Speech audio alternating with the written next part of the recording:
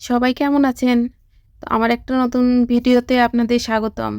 তো সকালে ঘুম থেকে উঠে এই যে বাসি কাজ সেরে আমার যা কাজ থাকে আরকি সবগুলো করে আমি সকালে নাস্তা বানাতে চলে এসেছি। তো আজকে আমি গোলা রুটি বানাবো।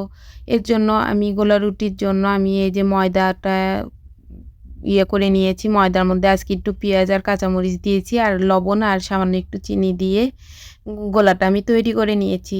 গোলাটা তৈরি করে এই যে ভেজে নিলাম। ভেজে টমেটো সস দিয়া আমি গোলা রুটির উপরে কিন্তু ডিম দিয়ে ভেজেছিলাম। ডিম দিয়ে ভেজে এই যে সস দিয়ে খেয়ে এই যে দুপুরে রান্না শুরু করে দিলাম। আজকে দুপুরে রান্না করব করলা ভাজি আর এই যে বাটা মাছের ঝোল আর থাকবে মিষ্টি কুমড়া ভাজি। এখন এই তো আমি বাটা মাছগুলো খুব ভালো করে ধুয়ে পরিষ্কার করে নিয়েছি আরকি। বাজার থেকে কেটেই নিয়ে এসেছিল মাছগুলো। আমি আজকে আলু আর ডাঁটা দিয়ে এই বাটা মাছের ঝোলটা করব। তেলে জিরা সম্বারা দিয়ে আলু আর ডাঁটাটা আমি দিয়ে দিলাম। দিয়ে এখন লবণ আর হলুদটা আমি দিয়ে এখন খুব ভালো করে একটু ভেজে নিব। যেহেতু ডাঁটাটা একটু শক্ত হয় সেহেতু একটু সময় নিয়েই ভাজবো। যাতে ভাজার সময় অর্ধেকটা সিদ্ধ হয়ে যায়। তো এই যে আমি এইখানে ঝোলের মশলাটা তৈরি করে নিচ্ছি। এখানে আদা জিরে বাটা, লবণ, হলুদ আর শুকনো মরিচ গুঁড়ো। এই সামান্য উপকরণেই এই বাটা মাছের ঝোলটা, এই ডাঁটা দিয়ে পাতলা ঝোলটা ভালো লাগে খেতে আরকি। আপনারা বাসায় করে খেয়ে দেখবেন, খুব মজা হয়।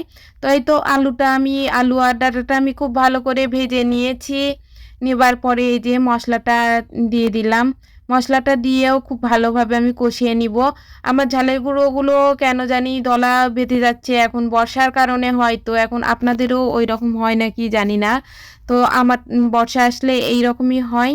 তো এই তো আমি মশলা দিয়ে খুব ভালোভাবে কষিয়ে নিয়ে আমি ঝোলের জন্য পরিমাণ মতো জল দিয়ে দিলাম। ঝোলের জলটা ফুটে ওঠার পরে আমি এই যে ভেজে রাখা যে বাটা মাছ ছিল সেই মাছগুলো দিয়ে দিলাম।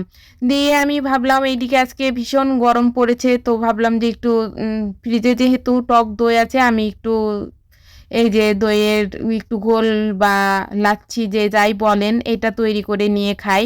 তো এই তো আমি দইটা গ্লাসে অতটুকুই তুলতে পেরেছিলাম।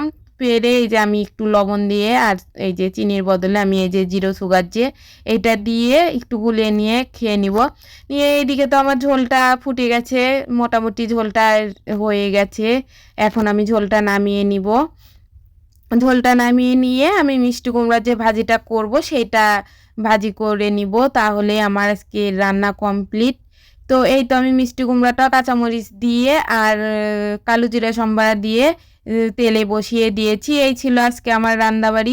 ভিডিওটা ভালো লাগলে লাইক কমেন্ট শেয়ার করে দিবেন।